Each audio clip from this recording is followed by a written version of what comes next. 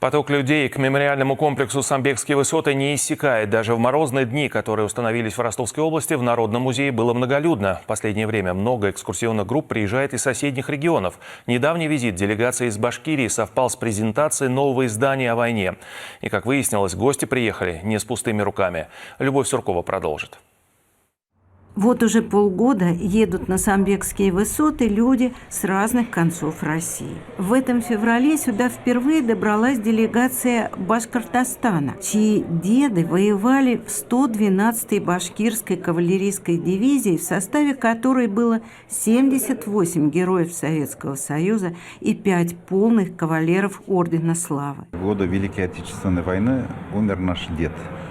Здесь именно похоронен он. Его нашли в 2017 году, поисковый отряд, а до этого мы фактически не знали, где он умер. Мы знали, что он в 112-й кавалерийской дивизии служил, а где умер, мы не знали. Вот после захоронения, нового захоронения, где стоит якорь, вот сегодня я увидел его место, где он воевал и где он пал смертью храбрых.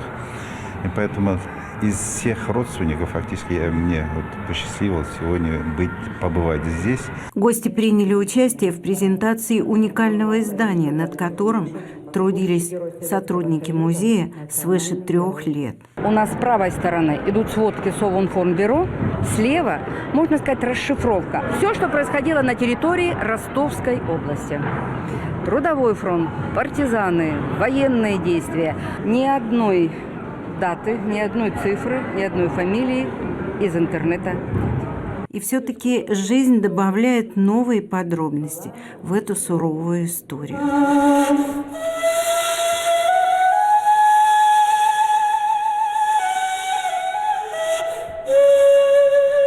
В хуторе Деево 31 числа 42 на 43 год дивизия прорвала оборону и заняла аэродром в Шермешковском.